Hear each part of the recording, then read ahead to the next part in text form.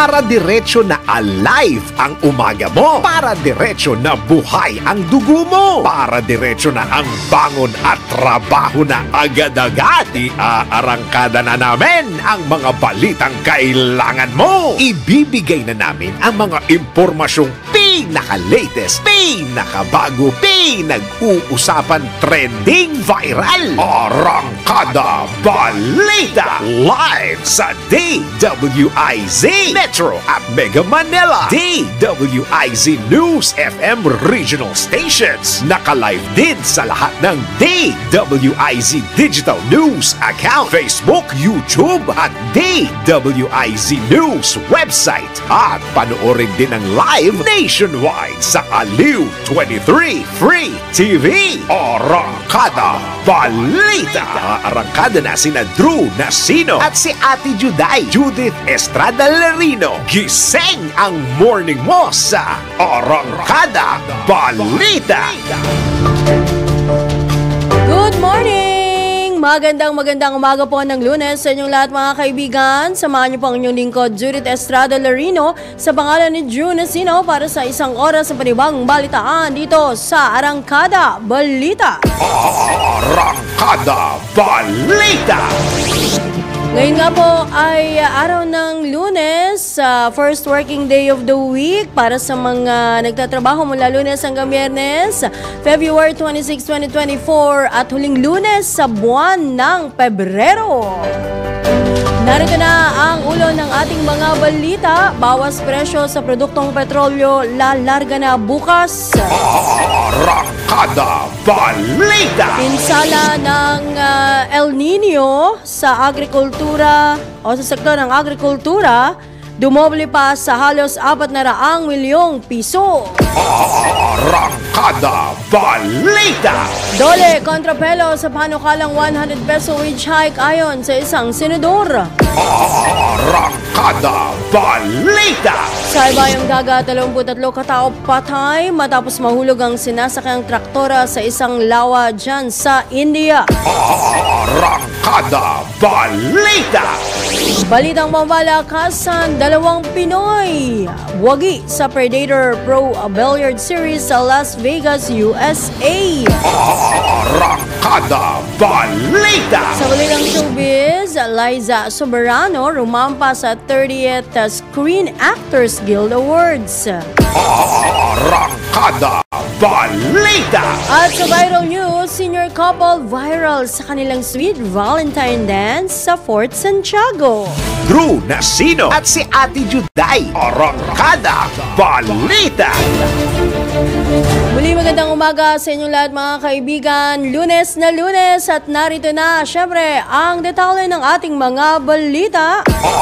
Arangkada Balita! Arangkada na bukas ang panibagong rollback sa presyo ng mga produktong petrolyo. Ayon sa Department of Energy, naglalaro sa piso hanggang 1 peso at 20 centavos ang tapya sa presyo ng kada litro ng diesel, habang nasa 70 centavos hanggang 90 centavos ang bawas sa presyo ng kada litro naman ng gasolina. Aabot sa 90 centavos hanggang 1 peso ang rollback sa presyo ng kada litro ng kerosene. Paliwanag ni Energy Oil Industry Management Bureau Assistant Director Rodela Romero. Ito'y may kaugnayan sa mga pangamba hinggil sa global demand at inaasahang matagal na bawas sa interest rate ng Estados Unidos. Arangkada Balita! Samantala, lumobo pa sa 357.4 million pesos o mahigit doble mula sa naunang naitalang 151.3 million pesos ang halaga ng pinsala ng El Nino phenomenon sa mga sakahan sa bansa. Batay sa pinahuling report ng Department of Agriculture, apektado ng tagtuyot ang mahigit 7,600 magsasaka sa mga rehiyon ng Ilocos, Mimaropa, Western Visayas at Zamboanga Peninsula. Pumalo naman sa mahigit 11,000 metro tonelada ang lugi sa produksyon ng palay, halos sa 3,000 metro tonelada para sa mais at mahigit 200 metro tonelada naman para sa high-value crops na sumasaklaw sa 6,500 hektarya ng lupa. Ayon sa DA, ang mahigit 11,000 metric tons na pagkalugi sa produksyon ng palay ay kumakatawan sa 0.12% ng kabuuang target na dry cropping season output para sa 2024, habang ang tinatayang pagkawala naman ng produksyon na mahigit 2,800 metric tons sa mais ay katumbas naman ng 0.06% na target production. Arangkada Balita! Sa kaugnay pa ring balita, umabot na sa 60 milyong piso ang pinsala ng El Nino phenomenon sa sibuyas sa Bulalakaw sa Oriental Mindoro. Batay naman ito sa tala ng Municipal Agriculture Office ng nabanggit na lalawigan at nasa 25 milyong piso na ang pinsala ng El Nino sa palay. Kaugnay nito, humingi ng tulong ang lokal na pamahalaan ng Bulalakaw lalo't nagkasunod-sunod nito ang tumawang oil spill, African swine fever at El Nino sa nasabing lugar. Arangkada Balita! Babala na ito naku, babala. Makakaranas ng matinding tagtuyot ang Metro Manila sa Abril at Mayo, bunsod naman ng El Nino phenomenon. Ayon sa Pag-asa, mangyayari ang drought condition kapag may malaking kakulangan sa ulan sa loob ng 3 hanggang 5 magkakasunod na buwan. Kaugnay naman sa naranasang mahinang pag-ulan kahapon sa Metro Manila, nilinaw ni Pag-asa Climate Monitoring and Prediction Section Head Annalisa Solis na dala naman ito ng Northeast Monsoon o amihan at walang malaking epekto. Kasabay nito, patuloy ang paalala ng Weather Bureau na magtipid sa paggamit ng tubig, kasunod na rin ang patuloy ngang pagsadsad ng level ng tubig sa Angat Dam. Arangkada Balita! 12 minuto makalipas ang 5 ng umaga. Tuloy-tuloy tayo sa ating balitaan dito sa Arangkada Balita. Arangkada Balita! Hinimok ng CSC, Civil Service Commission, ang mga ahensya ng gobyerno na bumuo na mahakbang upang maprotektahan ang mga empleyadong nagtatrabaho sa labas ng opisina mula sa mga sakit na maaring makuha dahil sa El Nino. Ayon kay CSC Commissioner Attorney Eileen Lizada, maaring mag-issue ang mga ahensya ng kani-kanilang patakaran upang mapangalagaan ang kanilang mga empleyado. Kabilang anya sa maaring remedyohan ang suot ng mga field officers tulad na lamang ng traffic enforcers at street sweepers. Kaugnay nito, pinanawagan din ni Attorney Lizada sa Department of Energy na kung maaari ay tingnan muli ng kagawaran ang patakaran nito sa paggamit ng air conditioning units sa lahat ng ahensya ng gobyerno. Arangkada Balita!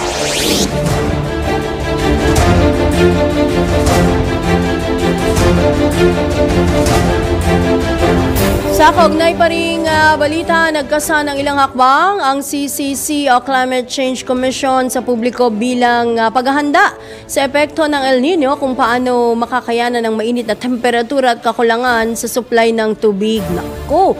Ayon po kay CCC Vice Chairperson at Executive Director Robert Borge, ang paghahanda at pagharap sa tag-init ay nangangailangan ng pagsasama ng komunidad at individual para makabuo ng isang watch group na magmumonitor at tutugon sa mga hamong kaakibat nito.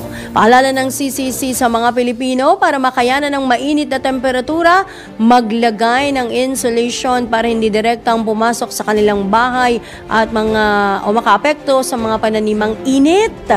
Hinikayat rin ng ahensya na uminom ng maraming tubig para maiwasan ng heat exhaustion o heat stroke. Para naman maiwasan ang problema sa tubig sa tuwing tagtuyot at mainit ang panahon, hinihikayat din ng publiko na huwag magtipid o hinihikayat ang publiko na magtipid. Ayan, lilinawin po natin, magtipid, mag-ipon ng tubig. lalo na sa pamamagitan ng paglalagay ng rainwater harvesting system. Ayan, marami naman nung paraan. Ang pinaka-core lang dyan, magtitipid tayo lagi.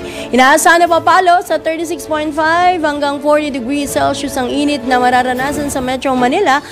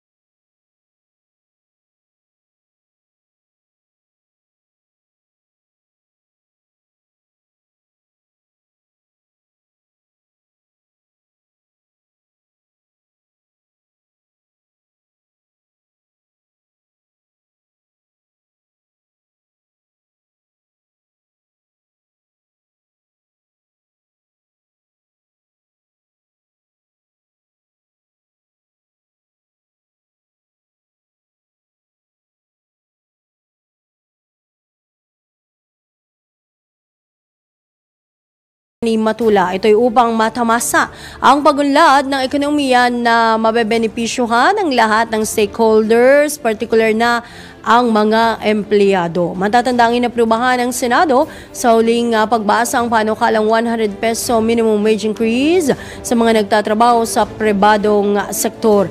Nauna na giniit ng Employers Confederation of the Philippines na mahihirapan ang mga micro-enterprises o maliliit na negosyante na magpasahod at mapupuwersa silang magtanggal ng empleyado sakaling maaprubahan ang sinusulong na aumento sa sahod. Arangkada Balita!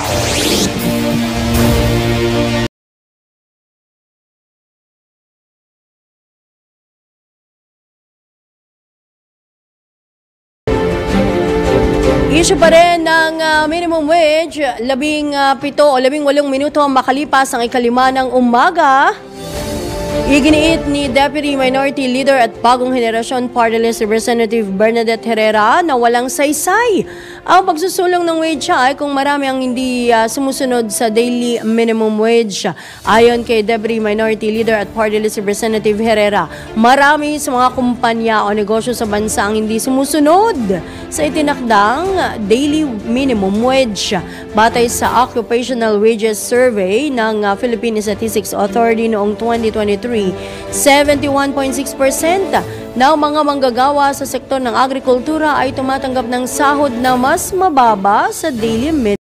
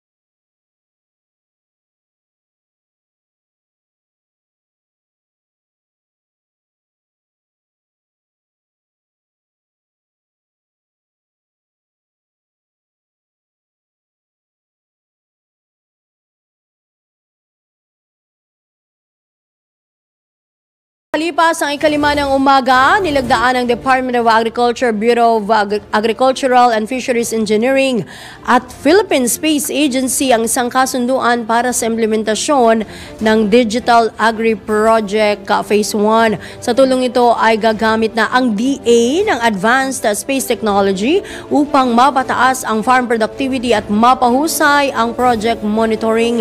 Ayon kay Agriculture Secretary Francisco Chu Laurel Jr., mahalaga ang pag-adapt sa digital culture upang mapalawak at matukoy ang mga hindi pa nakikitang oportunidad ng mga magsasaka at mangingisda. Naniniwala rin ang kalihim na sa paggamit ng teknolohiya ay matutugunan ang mga hamong kinakaharap ng mga magsasaka at matitiyak ang food security sa bansa. Arangkada Balita!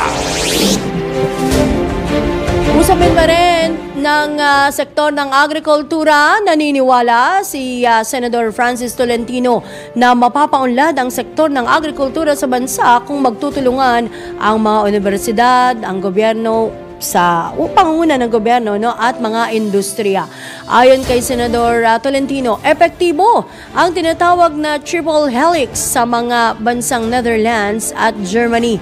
Paraan niya ito upang mahikayat ang bagong henerasyon na magkaroon ng interes sa industriya ng agrikultura. Sa pamamagitan ng direktang pakikilahok ng mga mag-aaral sa mga kursong pangisdaan at agrikultura, positibo itong si Senador Tolentino na makapagpapataas ito ng partisipasyon ng kabataan sa mga nabanggit na industriya. Matatanda ang sinabi nitong si Agriculture Undersecretary for Planning Asis Perez na iniiwasan ng nakababatang henerasyon ang sektor ng agrikultura dahil sa mababang kita at pagtaas ang insidente ng kahirapan sa nasabing sektor. Arangkada Balita! Tumaas naman sa 27,000 mula sa dating 2,000 lamang ang mga community programs sa ilalim ng gulayan sa barangay program ng Department of the Interior and Local Government. Ayon kay DILG Undersecretary for Barangay Affairs Felicito Chito Valmusina, bilang pagtalima sa mitiin ni Pangulong Ferdinand Bongbong Marcos Jr. sa Bagong Pilipinas, kaagad na isinagawa ang Community Garden Project sa 17 rehiyon at mahigit 42,000 mga barangay. Nagpahayag naman si Yusek Valmusina ng paghanga sa inisyatiba ng Pangulo na siya namang naisakatuparan sa pangunguna ni DILG Secretary Ben-Hur Avalos. Nabatid na sa bansa o sa bisa ng isang memorandum circular mula sa DILG, pinapayagan ang mga barangay na gamitin ang kanilang development fund para bumili ng mga buto, punla, punong namubunga, mangrove wildlings at garden materials para sa kani-kanilang community garden. Drew Nasino at si Ate Juday. Arangkada!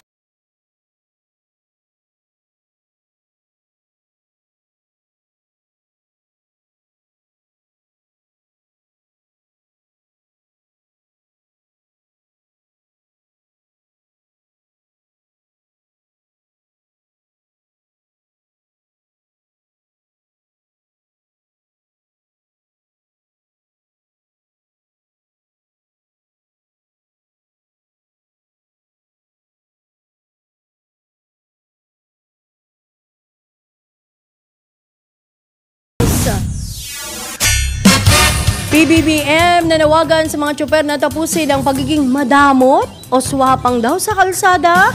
Alamin po natin ang kabuang report ihahati ni Patrol 13 Gilbert Pardes.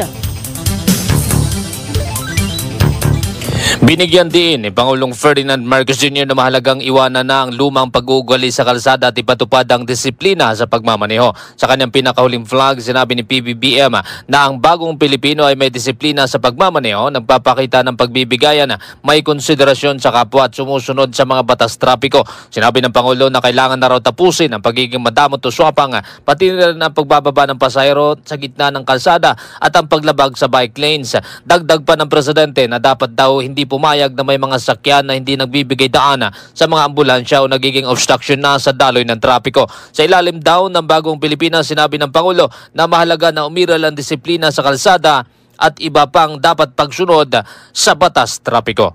Patrol 13, Gilbert Perdes para sa himpilang may todong lakas. DWIZ nagbabalita ng tama, naglilingkod ng tama. Arangkada Balita! Sa ibang balita, tulong para sa pamilya ng 6 na sundalong nasawi sa Lanao del Norte, pagkakaloob ng Kamara.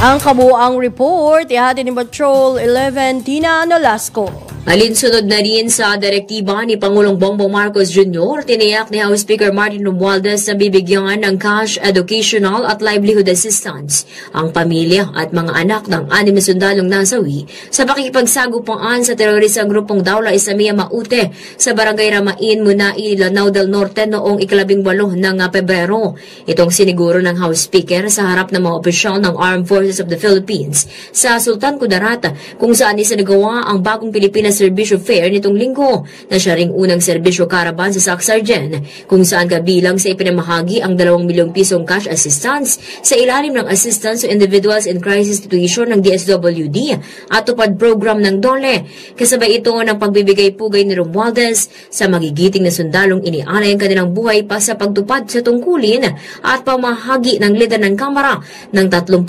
sako ng bigas. Ito si Patrol 11 Tina Nolasco para sa impilang may todong lakas ni WIZ, nagbabalita ng tama, naglilingkod ng tama. Arangkada Balita! Iba pang balita mula sa ating DWIZ Patrols. Cyber Skills Development Activity sinagawa ng Philippine Army. Alamin natin ang mga detalye o iba pang mga detalye sa ulat ni Patrol 17, Jopel Pelenio. Binigyang pagkilala ng Department of National Defense ang Armed Forces of the Philippines o AFP. Kasunod ito ng mga matagumpay na operasyon ng militar laban sa mga miyembro ng Dawla Islamiyah Maute Group o DIMG at New People's Army o NPA. Matatandaan na serye ng inkwentro ang naganap sa magkakahiwalay na lugar sa Lanao del Norte, Negros Occidental at Bohol noong nakalipas na linggo. Ayon kay Defense Secretary Gilbert Teodoro, partikular na kanyang pinapupurihan ang mga operatiba na matagumpay na nalikida ang mga sospek na nasa likod ng Mindanao State University o MSU bombing sa Marawi City. Giit pa ng kalihim, gagawin ng Defense Department at AFP ang lahat upang tuluyan ang malansag at mawakasan ang masasamang elemento na nag-aasik ng takot at kaguluhan sa mga komunidad. Nagpaabot naman ng pakikiramay sa mga naulilang pamilya ng mga nasawing sundalo ang DND official. Ito si Patrol 17 Jopel Pelenio para sa impilang may todong lakas, DWIZ, nagbabalita ng tama, naglilingkod ng tama. Arangkada Balita! Pagpapaigting ng kampanya kontra terorismo ipinag-utos ng Pangulong Marcos. Balikan natin ang palasyo ng Malacanang, Patrol 13, Gilbert Perdes. Inihayag ni Pangulong Ferdinand Marcos Jr. na patuloy na palalakasin ng pamahalaan ng kampanya laban sa mga teroristang grupo na nagdudulot ng karahasan sa bansa. Ang pahayag ay ginawa ng Pangulo kasunod na rin ang pagbibigay-pugay sa 6 na sundalo na nasawi sa laban kontra teroristang Dawla Islamiyah sa Lanao del Norte. Kinilala ng Pangulo ang kabayanihan at katapangan ng mga kawal na nagbuwis ng kanilang buhay para sa kapayapaan. Iginit din ng Pangulo na hindi mababaliwala ang kanilang sakripisyo at ipagpapatuloy ng gobyerno ang kanilang laban. Tiniyak din ni PBBM na pananagutin sa batas sa mga kalaban ng Estado, kasabay ng pangako makakatanggap nga ng karampatang tulong mula sa gobyerno ang pamilya ng mga nasawing sundalo. Kasabay nito inatasan din ni Pangulong Marcos ang militar na paigtingin pa ang kanilang kampanya laban sa terorismo upang mapanatili ang kapayapaan at seguridad sa bansa. Patrol 13, Gilbert Perdes para sa himpilang may todong lakas, DWIZ, nagbabalita ng tama, naglilingkod ng tama. Kapag may bagong balita, naka-on air, agad-agad, DWIZ Patrol Report! Tuloy-tuloy tayo sa mga balita sa oras na alas 5:36 ng umaga. Nagtipon-tipon ang ilang grupo kabilang mga kabataan, manggagawa at student leaders sa ilang lugar sa Metro Manila bilang magtutol sa charter change sa gitna ng pag-alala o paggunita sa ika-38 anibersaryo ng EDSA People Power Revolution. Ayon sa mga pulis, sumabot sa 300 katao ang sumali sa marcha dyan sa bahagi ng JB Music EDSA sa Mandaluyong. Kabilang sa mga nagprotesta ang grupong Sandigan ng Mag-aaral para sa Sambayanan, Anak Bayan, Panday Sining, Kilusang Mayo Uno, Bayan Rizal at National Council of Churches in the Philippines.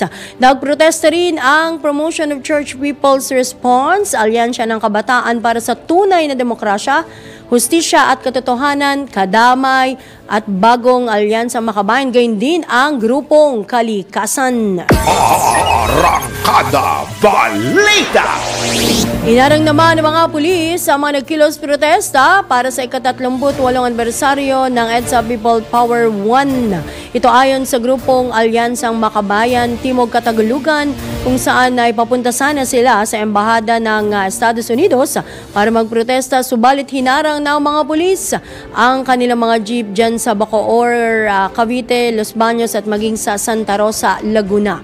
Dagdag pa ng grupo, sinubukan ng isa sa kanilang miyembro na tanungin ang mga otoridad kaugnay dito, subalit hindi naman sinagot ang mga ito. Dahil ito'y giniit ng Bayan TK na walang legal na basihan ang nangyaring panghaharang. Arangkada Balita! Sa oras na alas 5:38 ng umaga, generally peaceful ang naging paggunita ng ika-38 anibersaryo ng EDSA People Power 1 Revolution kahapon. Ito ayon kay Philippine National Police Public Information Office Chief Colonel Jean Fajardo ay dahil walang naitalang anumang untoward incident sa mga kinasang kilos protesta. Ilan sa ginamit na rally points sa Ayala Avenue sa Makati City at Maynila, habang isang mini concert din ang ginanap sa People Power Monument. Nabatid na nasa 1,000 tauhan ng Quezon City Police District ang pinakalat sa paligid ng People Power Shrine White Plains upang tiyakin ang seguridad sa naturang pagdiriwang. Arangkada Balita! Binigyan din naman ni Pangulong Ferdinand Bongbong Marcos Jr. ang kahalagahan ng kasaysayan at kanyang hinimok ang publiko na magbasa. Ginawa ni Pangulong Marcos ang pahayag kasabay ng ika-38 anibersaryo ng EDSA People Power 1 at tugon niya ito sa liham ng isang Erica na nagsabing ang mga tao ay may distorted o baluktot na idea sa politika. Ayon sa Pangulong Marcos, napakahalaga ng interes ni Erica sa kasaysayan dahil maraming matututunan ang lahat dito.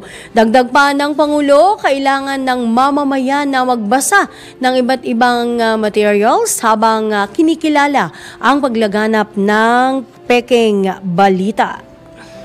Arangkada Balita! Kaugnay pa rin sa naganap na pagdiriwang dito sa EDSA People Power 1, hinikayat naman itong si Vice President Sara Duterte ang publiko na pagtibayin ang diwa ng 1986 EDSA People Power Revolution.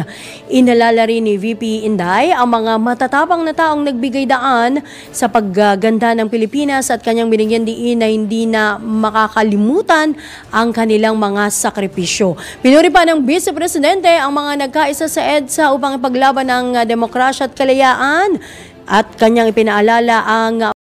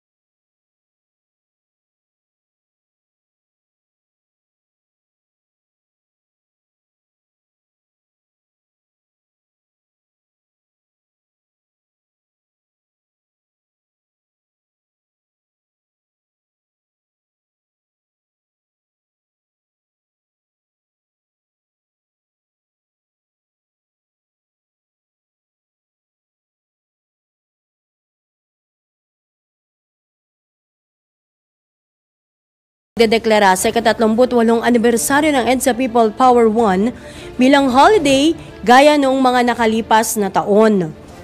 Aminado po itong si Francis Kiko Aquino D., Deputy Executive Director ng Ninoy and Cory Aquino Foundation, na siya'y nalilito sa posisyon ng Malacanang hinggil sa nasabing usapin. Anya, ginawang holiday ang Chinese New Year kahit na Sabado ito, kaya bakit hindi EDSA anniversary na tumaon naman sa araw ng Linggo? Kahapon nga po yan. Matatandang hindi kasama ang 38th anniversary ng EDSA People Power Revolution sa listahan ng mga holiday na inilabas ng Malacanang noong October 2023. Arangkada Balita!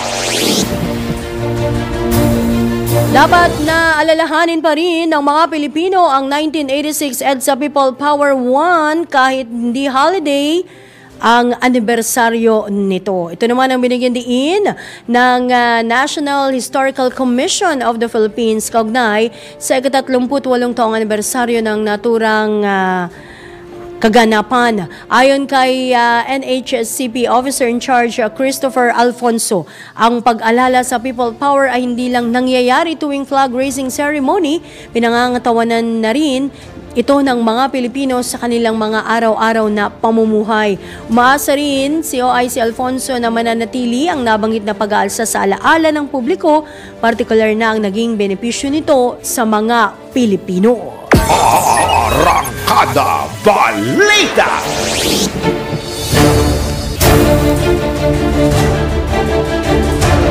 Pinangunahan naman ni dating Pangulong Rodrigo Duterte ang panibagong prayer rally sa Kasadya SRP Grounds dyan sa Cebu. Ito'y bilang pagtutol sa pag-amyenda sa saligang batas sa pamamagitan ng People's Initiative. Kaugnay nito, layunin ng prayer rally na himukin si Pangulong Ferdinand Bongbong Marcos Jr. na maging transparent o huwag magtago ng kahit anong impormasyon kaugnay sa nabanggit na signature campaign. Nauna nang pinangunahan ni dating Pangulong Digong ang isang prayer rally noong Enero 28 sa Davao City para tutulan ang People's Initiative at batikusin si Pangulong Marcos. Arangkada Balita! Nananawagan naman itong si dating Senador Gregorio Honasan, isa sa nanguna sa EDSA People Power Revolution, na itigil na ang bangayan sa politika. Ginawa ni dating Senador Honasan ang pahayag sa 38 anibersaryo ng nabanggit na revolusyon na naging daan sa pagkakaluklo kay dating Pangulong Aquino bilang leader ng bansa. Ayon sa dating miyembro ng Reform the Armed Forces Movement, relevant o may kaugnayan pa rin ang naturang pag-aalsa sa politika sa bansa dahil panawagan ngayon ang pagkakaisa. Naniniwala rin si dating Senador Honasan na dapat itigil na ang bangayan ng mga leader ng Pilipinas dahil hindi nito mariresolba ang problema ng mga Pilipino tulad ng pagkakaroon ng pagkain, masusuot, bahay, edukasyon at napapanahong impormasyon. Arangkada Balita! Balik tayo sa huling bugso ng ating balitaan dito sa Arangkada Balita Monday Edition. At sa oras na alas 5:52 ng umaga, kuha muna tayo ng isa pang report mula sa ating DWIZ Patrol.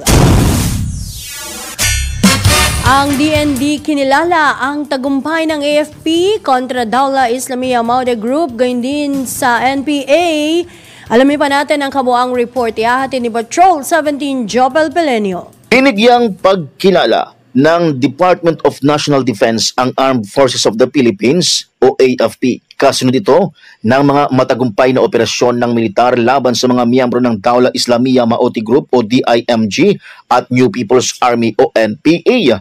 Matatandaan na serye ng inkwentro ang naganap sa magkakahiwalay na lugar sa Lanao del Norte, Negros Occidental at Bohol noong nakalipas na linggo. Ayon kay Defense Secretary Gilbert Teodoro, partikular na kanyang pinapupurihan ang mga operatiba na matagumpay na nalikida ang mga sospek na nasa likod ng Mindanao State University o MSU bombing sa Marawi City. Giit pa ng kalihim, gagawin ng Defense Department at AFP ang lahat upang tuluyan ang malansag at mawakasan ang masasamang elemento na nag-aasik ng takot at kaguluhan sa mga komunidad.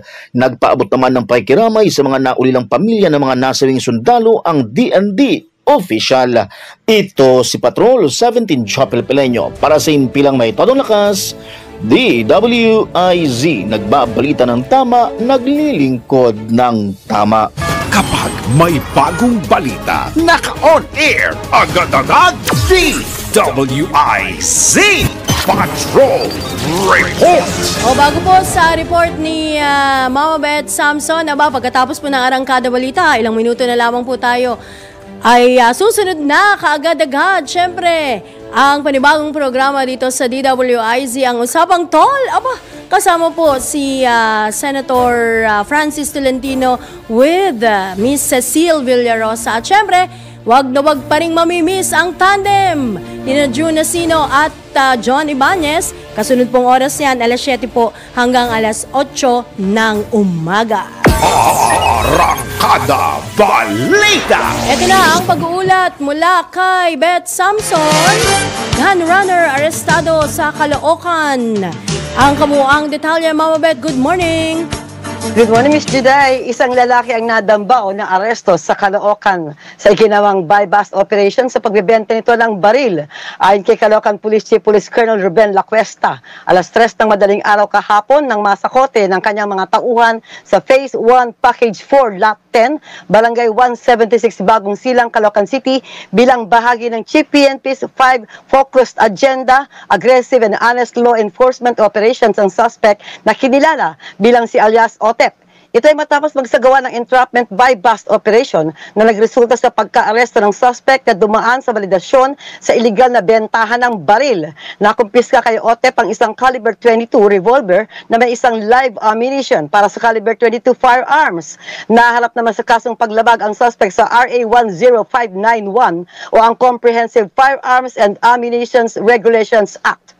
Ako, si Metro Patrol Beth Samson, para sa impilang may todong lakas. DWIZ, nagbabalita ng tama, naglilingkod ng tama. Arangkada Balita! Mga balitang dapat alam mo kahit sa labas ng bansa. DWIZ Balita sa ibang bansa. Patay ang 23 Hindu devotees, kabilang ang 8 bata matapos mahulog sa isang lawa ang sinasakyan ng mga itong traktora. Nabatid na papunta sana ang umigit kumulang 40 deboto sa Ganges River para sa kanilang ritual bath. Nang lumihis ang traktora at nawala ng control sa bahagi ng Kasjagan District ng Uttar Pradesh Estate. Batay sa ulat, ipinagbabawal sa India ang pagsakay ng pasahero sa mga traktora, subalit binabaliwala ito ng mga nasa probinsya. Samantala, nabatid na 26 na katao rin ang nasawi sa kaparehong insidente sa parehong lugar noong 2022. Arangkada Balita! Sa mundo ng palakasan, ang latest malalaman sa DWIZ Sports News. Wagi ang 2 Pinoy na sina Chezga Centeno at Lee Van Corteza sa Predator Pro Billiard Series sa Las Vegas. Tinalo ni Centeno ang dating World 9-ball champion na si Chen Siming mula sa China, habang nasungkit naman ni Cortez ang panalo matapos pataubin ang kapwa Pilipinong si Carlo Biado. Mag-uwi si Centeno ng $18,000 o katumbas ng 1 milyong piso, habang $30,000 naman ang para kay Corteza o katumbas ng tumataginting na 1.7 million pesos. Arangkada Balita! Ito na ang latest, bagong-bago, fresh na fresh, DWIZ Showbiz News. Kasama ang pinakamalalaking pangalan sa Hollywood, rumampa rin sa red carpet ng 30th Screen Actors Guild Awards si Liza Soberano. Ayon kay Liza, dream come true para sa kanya ang makadalo sa inilarawan nito bilang isang magical event. Matatanda ang naging bahagi ang aktres ang Hollywood matapos ma-feature sa pelikulang Lisa Frankenstein na pinagbibidahan ni Catherine Newton at Cole Sprouse. Samantala, mapapanood ang kabuuan ng 30th Screen Actors Guild Awards sa streaming platform na Netflix. Arangkada Balita! At sa ating viral news, talaga namang hindi lang para sa mga bata ang Valentine's Day. Of course, ito po ang napatunayan ng mag-asawang Avelina o pinatunayan ng mag-asawang Avelina at Romel de Guzman matapos mag-viral ang kanilang sweet dancing moment sa Fort Santiago. Aba, si Nanay Avelina ay 59 years old at si Tatay Romel naman ay 64 years old. Ayon sa uploader, third wheel siya sa date ng kanyang kapatid noong February 14 kaya isipan na lamang niyang kuhanan ng video ang mag-asawa nang makita ito. Sa isang panayam kay Nanay Avelina, kinuwento nito na taon-taon silang nagse-celebrate ng Valentine's Day. Extra special nga lang daw ngayon dahil picnic style ang kanilang peg. Yun pala naman, ako. So, ayan po ang kwento pa ni Nanay Avelina na isang patunayan kay Tatay Romel na tunay at walang kupas ang kanyang pagmamahal matapos na mabulag ang asawa dahil sa diabetes. Ayan, at mensahe po ni Nanay Avelina na sana'y maging inspirasyon sa ibang netizen ang kanilang pagmamahalan ni Tatay Romel. Arangkada Balita! Medyo mga kaibigan, ng isang oras na balitaan dito sa Arangkada Balita sa pangalan ni Drew Nasino. Ako po ang inyong lingkod, Judith Estrada Larino, nagbabalita ng tama, naglilingkod ng tama.